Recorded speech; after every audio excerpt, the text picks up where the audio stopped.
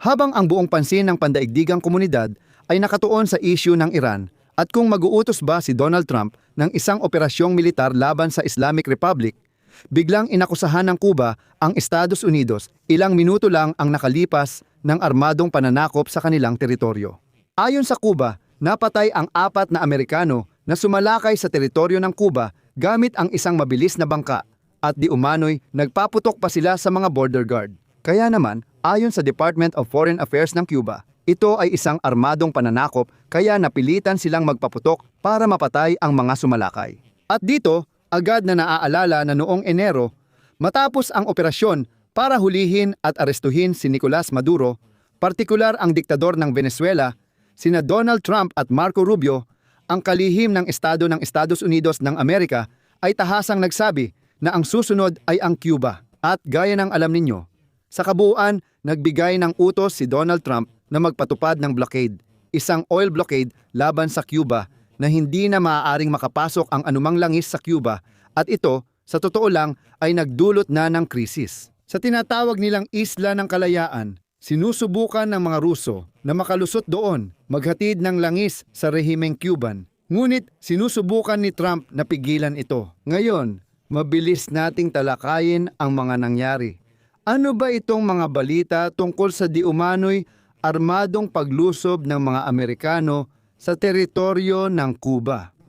Ako si Alexi Pechi, pag-usapan natin ito. Pero bago tayo magsimula, hinihiling ko sa inyo na mag-subscribe muna kayo sa channel na ito, i-like ang episode na ito at mag-iwan ng kahit anong komento sa ilalim ng episode na ito. Malaking tulong ito sa pagpapalaganap ng video sa YouTube. At lubos akong magpapasalamat. Mag-subscribe din sa aking Telegram channel na Pechi News. Ang link ay nasa video description. Doon agad naming inilalathala ang balita kapag may bagong impormasyon at mas madalas itong lumalabas kaysa dito sa YouTube channel. Kaya ngayong gabi, bandang huli na ng gabi sa oras ng Kyiv, ika-25 ng Pebrero, inihayag ng Cuba ang tungkol sa isang insidente na kinasasangkutan ng isang bangka na may bandila ng Estados Unidos ng Amerika na di umano'y lumabag sa kanilang teritorial na tubig at pinaputukan ng Cuba ang bangkang iyon. At ayon sa mga Cuban, ang mga Amerikano raw ang unang nagpaputok laban sa mga Cuban na border guard.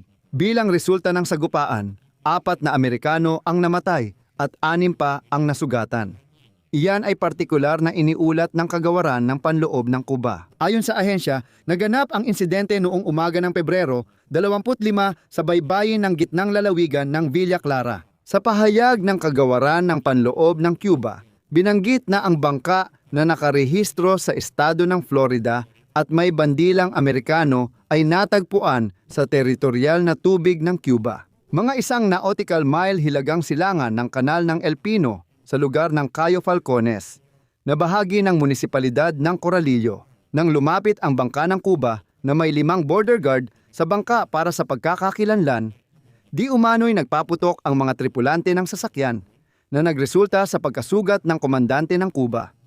Sa sumunod na palitan ng putok, ayon sa impormasyon ng panig ng Cuba, 4 na tao sa loob ng banyagang bangka ang namatay, 6 pa ang nasugatan at ang mga nasugatan ay inilikas at nabigyan ng medikal na tulong.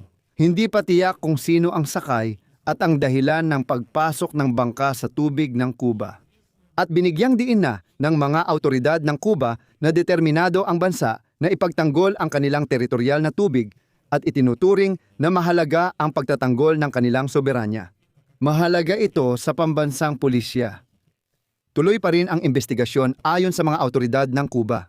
Pero sa ngayon, sa prinsipyo, may hinala na posibleng ang bangkang ito ay may kaugnayan sa mga parehong drug cartel na nagdadala ng droga sa mga katubigang ito. Hindi ito direktang militar na pananakop sa Cuba at malabong sabihing sinubukan ng bangka na may 10 Amerikano na umatake sa border guard ng Cuba para simulan ang pananakop. Medyo kakaiba pakinggan, pero ito ay isang balitang tiyak na gagamitin ng mga Cuban para palakihin ang issue. Naganap ang insidente habang tumitindi ang tensyon sa pagitan ng Estados Unidos at Cuba na nagkaroon ng krisis sa gasolina matapos harangin ng Washington ang pag-aangkat ng langis mula Venezuela. Paalala ko lang, dati ay nagpahiwatig si Pangulong Donald Trump na maaaring sunod na target ng Estados Unidos ang Cuba matapos ang Venezuela. Ayon kay Trump na siya nga pala ay malinaw na naiimpluwensyahan ni Marco Rubio, ang Venezuela at Cuba ay tila maraming pagkakapareho. Ang mga Kubanong ito ang tumulong kay Maduro magtayo ng depensa kapalit ng langis at pera. Dahil nga ayon kay Trump, hindi maganda ang kalagayan ng Cuba, kaya ang pagtulong sa mga mamamayang Cuban ay maaaring maging lohikal na susunod na hakbang ng Estados Unidos. Ang tinutukoy na tulong sa mga Cuban ay ang pagtulong sa pagpapatalsik ng rehimen. At dagdag pa rito, sa kanyang talumpati sa Kongreso, noong Pebrero 24 si Trump ay nagsalita ng misteryoso tungkol sa mga mangyayari sa malapit na hinaharap. Ayon sa kanya, ngayong taon, dapat mawala sa mundo ang tatlong diktatorial na rehimen. Una ang Venezuela, kasunod ang Iran, at may pahiwatig din sa rehimen ng Cuba. Hindi pa tiyak kung ito ay palatandaan na may balak din siya sa Cuba, pero iyon ang sinabi niya.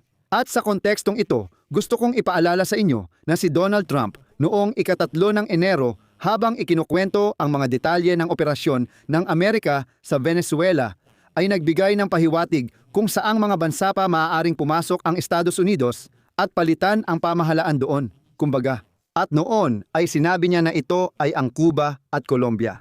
Sinabi ni Trump na hindi pa niya iniisip ang aksyong militar laban sa Cuba at pinayuhan ang presidente ng Colombia na bantayan ang kanyang likuran. Iyan ay isang sipi. Ayon kay Trump, ang Venezuela at Cuba ay may maraming pagkakapareho, gaya ng sinabi ko na, at ngayon ay isasaling ko ang kanyang sinabi noon.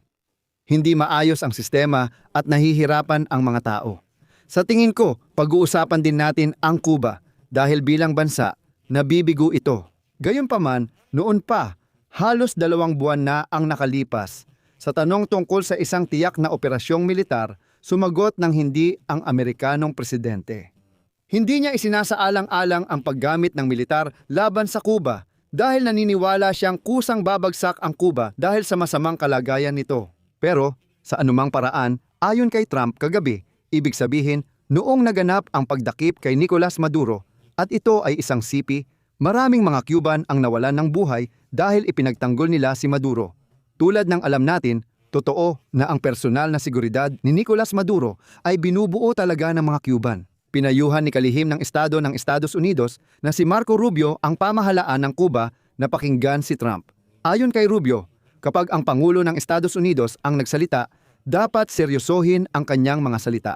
Kung ako ay isang opisyal sa Havana, ako ay magiging lubos na nababahala. Sa kabuuan, ngayon, syempre, ang balitang ito tungkol sa pagsalakay sa Cuba ay siguradong ikakalat ng propagandang Ruso. Patuloy na tinutulungan ng mga Ruso ang rehimeng Cuban dahil alam nilang kung babagsak ito, halos wala na silang kaalyado sa kanlurang hemispero. Ibig sabihin, hindi pa naaalis si Nicolas Maduro pero wala na ang kontrol sa Venezuela, mga Amerikano na ang namumuno doon ngayon kahit gaano man ito kakatwa pakinggan. At natitira na lang ang Cuba na mula pa noong panahon ng Soviet ay naging parang kuta kung saan ang mga Ruso ay maaaring nasa ilalim mismo ng Amerika. At oo, tama, gumawa ng mga hindi kanais-nais na bagay. Sa bahaging ito ng mundo ngayon, may lahat ng dahilan para subukan ng mga Amerikano na idiin ang rehimeng Cuban hanggang sa ito ay bumagsak ng kusa. May mga sensitibong issue dito dahil tumutulong ang mga Ruso sa mga Cuban. At biglang sinabi ng Canada na tutulungan din nila ang mga mamamayang Cuban. Hindi pa rin klaro kung ang usapin ay para sa makataong tulong sa mamamayan o sa rehimeng namumuno. Pero kailangan ding maunawaan dito na kahit ang paghahatid ng makataong tulong, kung mapupunta ito sa kamay ng rehimeng Cuban, ito ay isang manipulasyon na dahil hindi sigurado na mapupunta talaga ito sa kamay ng mga tao na tunay na naghihirap sa Cuba. Kaya susubaybayan natin ang kaganapang ito dahil malinaw na susubukan ng mga Cuban na palakihin at palawakin pa ang isyong ito. Lalo na at may 6 pa silang sugatang Amerikano sa kanilang kamay. Hindi malabong subukan nilang palabasin ng mga sundalo, espiya o mga tauhan ng CIA ang mga ito at kung ano-ano pa. Kaya dito muna ako titigil. Ibahagi ninyo ang inyong opinyon at mga konklusyon sa mga komento sa ilalim ng episode na ito. Mag-subscribe sa channel, pindutin ang kampanilya at huwag kalimutang mag-like, pakiusap. At kung naging interesante at kapaki-pakinabang sa inyo ang episode na ito, maaari ninyong suportahan ang aming YouTube channel sa pamamagitan ng kahit anong donasyon o bayad na sponsorship gamit ang mga link at patalastas. Makikita ang mga detalye sa description ng video na ito o sa QR code na nasa inyong mga screen. Iyon lang po, ingatan ninyo ang inyong sarili. Paalam sa lahat.